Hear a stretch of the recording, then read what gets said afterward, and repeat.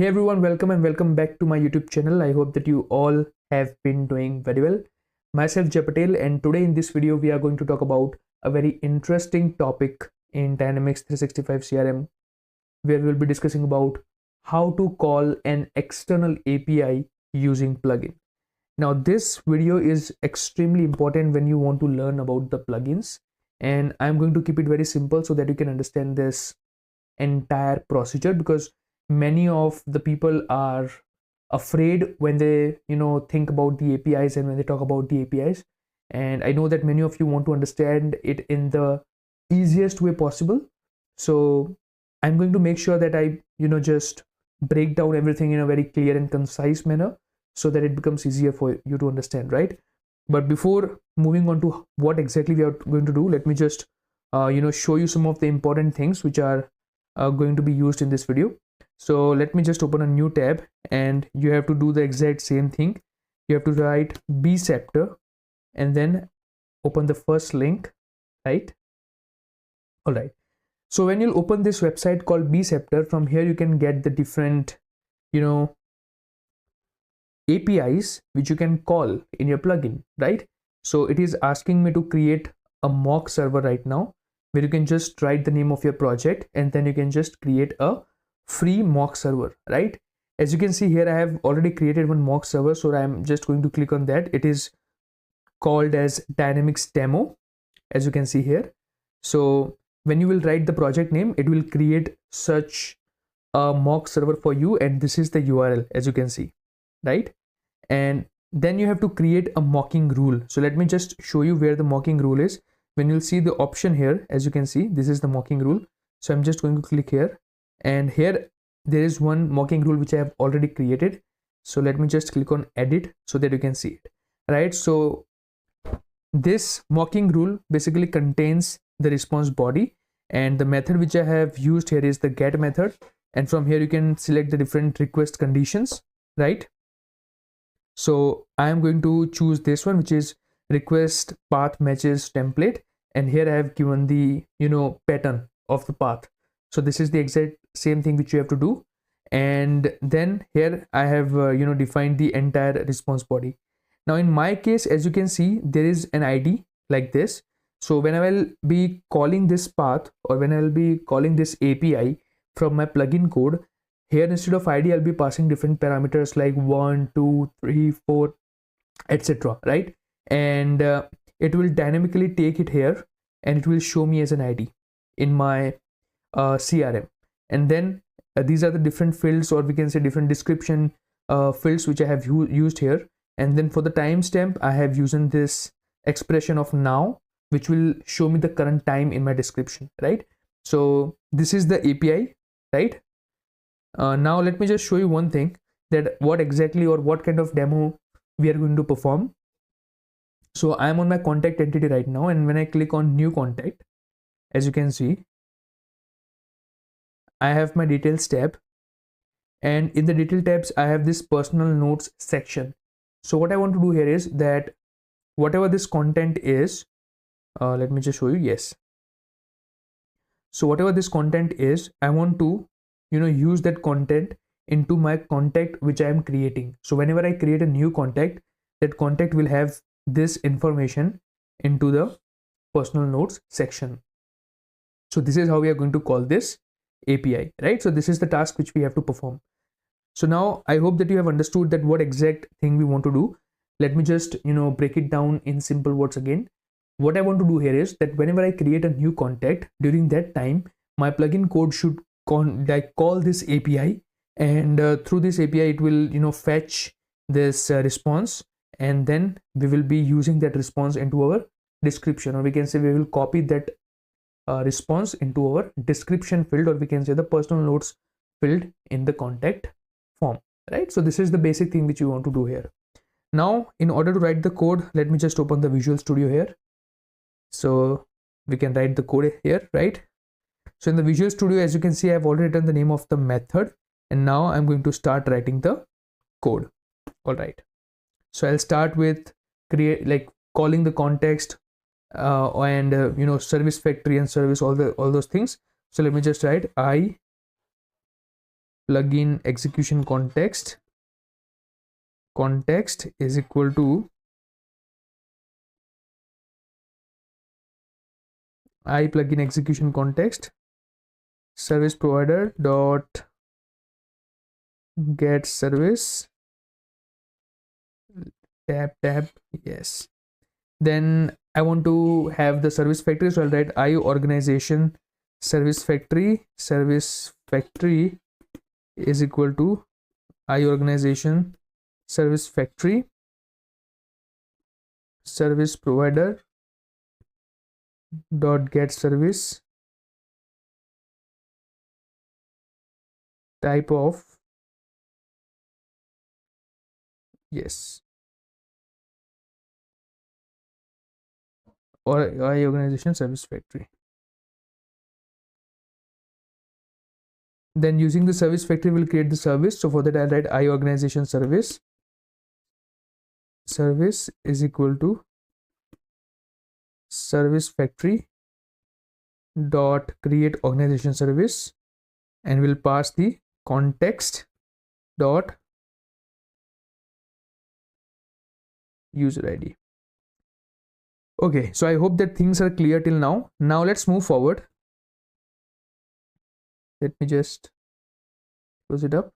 Yeah, I'll check whether my context contains the target or not. So I'll write if context dot input parameters dot contains target and context dot input parameters target is entity, then in that case, so I hope that you are able to understand that I'm checking that whether my context contains the target or not. It means whether it contains the contact entity or not, and if it contains the contact entity, then we have to verify that whether it's an entity or not. So these are the two checks which I'm performing in this if condition, and after performing that, we are moving forward for the rest of the code, right? And if you're not able to understand that what exactly I am doing here, I will suggest you to watch the previous videos on plugin, because those videos will help you to understand these things in a more clear and concise way. So I like request you that if you are not able to understand all these things which I'm writing here, you just go and watch the previous videos. You'll be able to understand these things in a more clear way. All right. Okay. Now, what I'm going to do here is I'm going to declare a variable called contact. I'm going to initialize it. So let me do a typecasting here, entity context dot input parameters target, right? And after that, I'm going to use a try block for the better, exception handling, and inside it I'm going to write using. Now we will be using HTTP client variable. So for that I'll write where HTTP client. I have declared this variable and we are creating a new object. So I'll write HTTP client like this, right? Okay. And let's go inside it. And now what I'm going to do here is that using this object, I'll write HTTP client dot. I'll first have to set a timeout, because it is extremely important to set the timeout. The main reason for setting the timeout is that when your plugin is going to get called, during that time, if the plugin does not receive any response, then it should only wait for the 10 seconds, right? So if the plugin is waiting for 10 seconds and if it has not received any response from the API, then it will stop the execution. So it is important for the better time management of the plugin. It should not just keep for the API. It should just wait for the 10 seconds, and if it is not getting any response, then it will not perform its operation further, and it will just stop the operation there. So for that we have used the timeout of 10 seconds. After that, what I'll do here is I'll be storing that URL of my API. So I'll write string URL, okay, is equal to, now let's copy the URL from here. So I'm going to go here and let me just close it down. Yes, I'm going to copy this. Let's come here. So this is the URL, but we also need to mention the product. So I'll write products slash. Now I had showed you one thing. Let me just show you again, that here I had created a path slash products slash colon ID. So instead of ID, I'm going to pass a particular ID, let's say 1. All right. So now it will capture that ID, and whatever description I'll be able to see, that description will be 1 for the ID, right? So let's see what happens. So I have passed the URL like this. All right.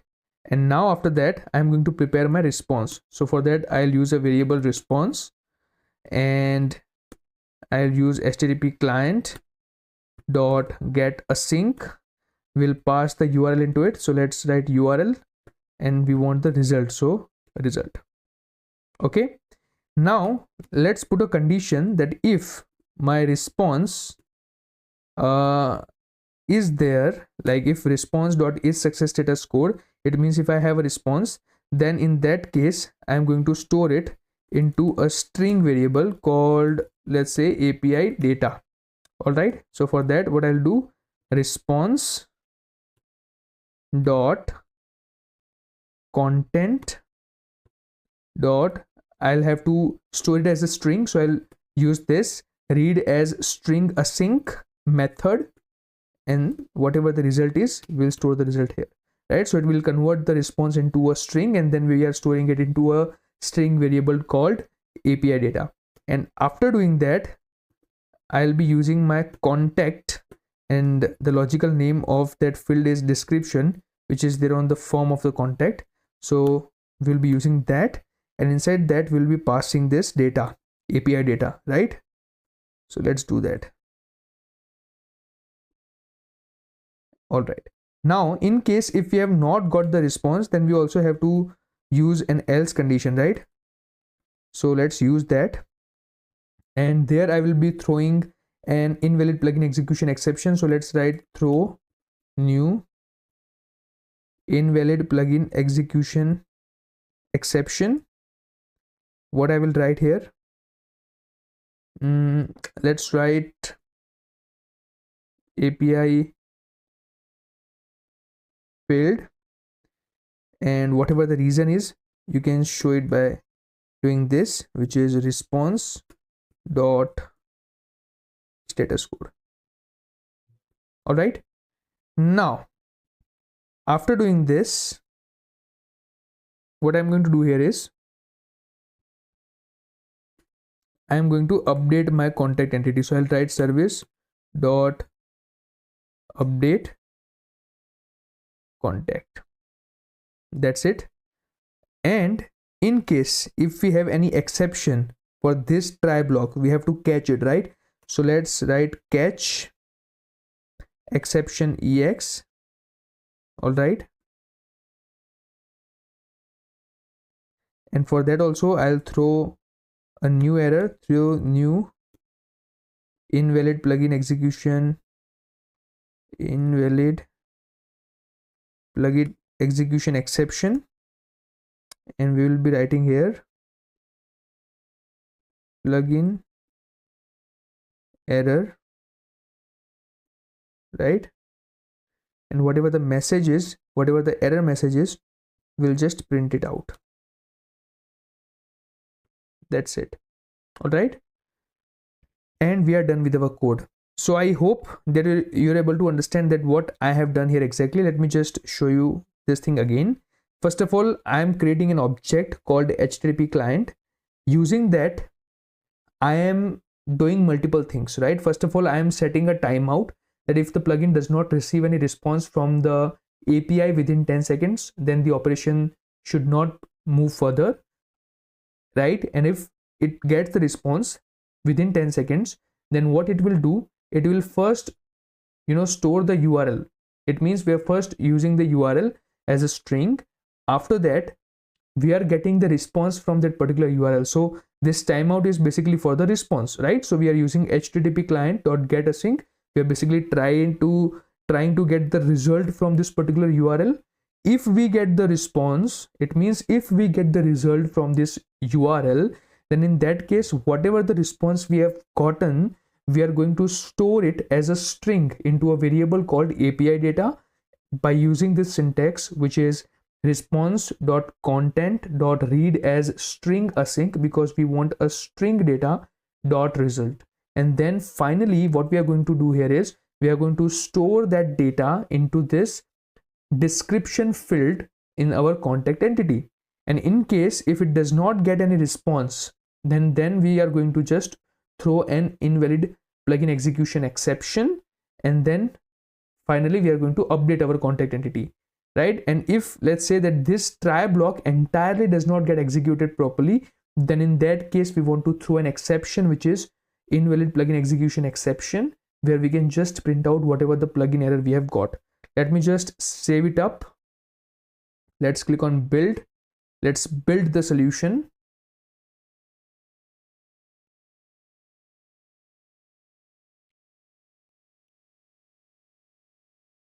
All right, as you can see, the build is succeed now. I'm going to go on my XRM toolbox. Let me just, open the solution explorer first. I'm just going to copy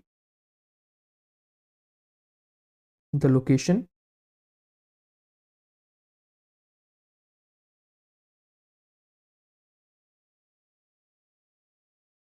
Okay. Let's go to our plugin registration tool. Let's click on register new assembly. I have to select that assembly from here. Let's select it up and let's click on register selected plugins. Okay, so the plugin is registered. Now we have to register the step. Here is our plugin. I'm going to go here. Let's right click here. Let's click on register new step. Message will be create. Primary entity will be contact. All right. Now, since we are calling an external API, we cannot keep it as a pre-operation. We have to keep it as a post-operation. If you are not able to understand the difference between pre-validation, pre-operation, and post-operation, I would recommend you to watch my specific video which is uploaded upon this topic. And I have uploaded a separate topic upon understanding plugins in Dynamics 365. So I will request you to watch that video, right? So since we are calling an external plugin, we have to keep it as a post operation, and I'll keep it as synchronous because I want to see the change onto my screen, right? So let's click on register new step. Okay, now it is asking me to filter out the attributes, but in our case, we do not need to do that. So I'm just going to click on no.